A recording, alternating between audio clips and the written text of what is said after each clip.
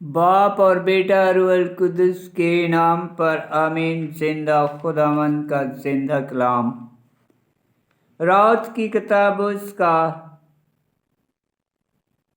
4 बाप। बोएज का राउत से ब्याह।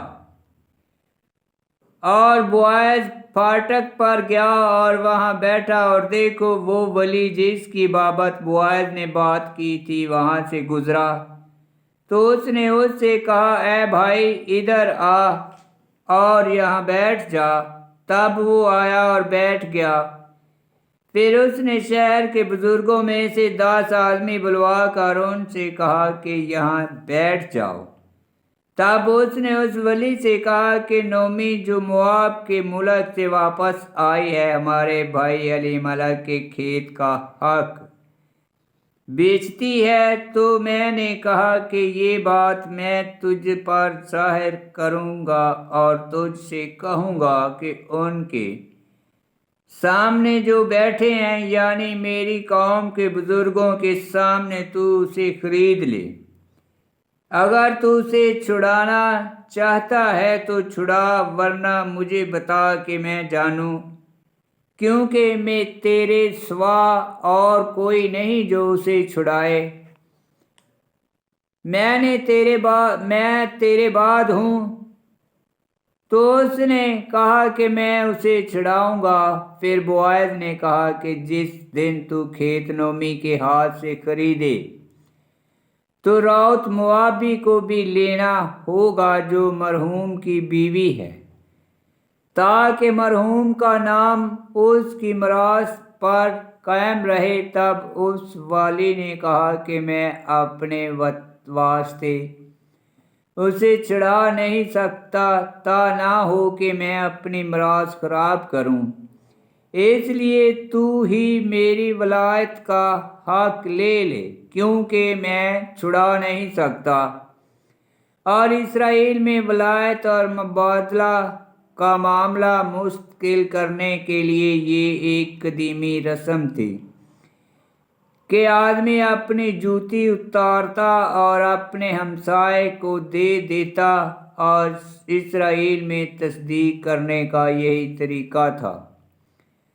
तो उस वाली ने बोएज से कहा कि तू आप ही अपने लिए खरीद ले और अपनी जूती उतार डाल। तब वो बोएज ने बुजुर्गों और सब लोगों से कहा कि तुम आज के दिन गवाह हो कि मैंने सब कुछ जो एलीमलेक का और सब जो कल्याण और मालऊन का था नोमी के हाथ से खरीद लिया है।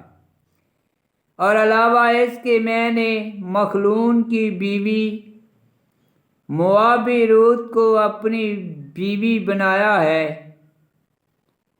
ताकि मरहूम का नाम उसकी मिरास पर कायम रहे और मरहूम का नाम उसके भाइयों के दरमियान से और उसके मकान के दरवाजा से काट ना जाए। तो तुम आज के दिन गवाह हो।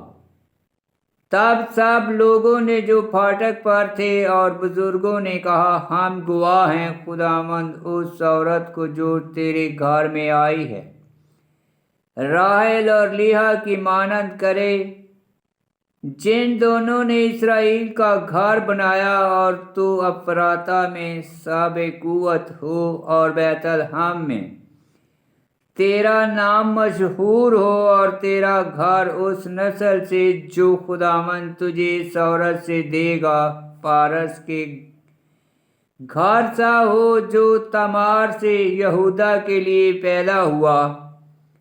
तब बोएज ने राउत को लिया और वो उसकी बीवी हुई, और उसने उससे खिलवत की। तो खुदावंद ने उसे हमल दिया और उससे बेटा पैदा हुआ। और औरतों ने नोमी से कहा, खुदावंद मुबारक हो कि जिसने आज तेरे खानदान को वाली के बगैर नहीं रहने दिया, ताकि उसका नाम इसराइल में कायम रहे, और वो तेरी जान का बहाल करने वाला और तेरे बढ़ापे का भरोसा होगा, क्योंकि तेरी बहू जो तुझे प्यार करती है वो उसकी माँ है। ہاں وہ تیرے لیے 7 بیٹوں سے بہتر ہے۔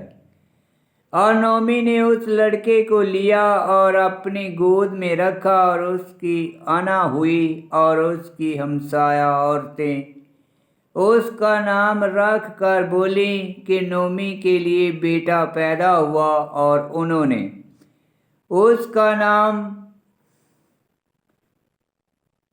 عبید رکھا، اور وہ یسی کا باپ تھا جو داؤد کا باپ ہے۔ لہذا فارس کا نسب نامہ یہ ہے، فارس سے حسرون پیدا ہوا، اور حسرون سے رام پیدا ہوا، اور رام سے امائی نداب پیدا ہوا، اور امائی نداب سے نشہون پیدا ہوا، اور نشہون سے سلمون پیدا ہوا، اور سلمون سے بوائز پیدا ہوا، اور بوائز سے عبید پیدا ہوا، اور عبید سے یسی پیدا ہوا، اور یسی سے داؤد پیدا ہوا۔ آمین۔ خداوند کا پاک کلام کا پڑھا اور سنا جانا باعث برکت ہو۔ خداوند تیرا شکر ہو۔ آمین۔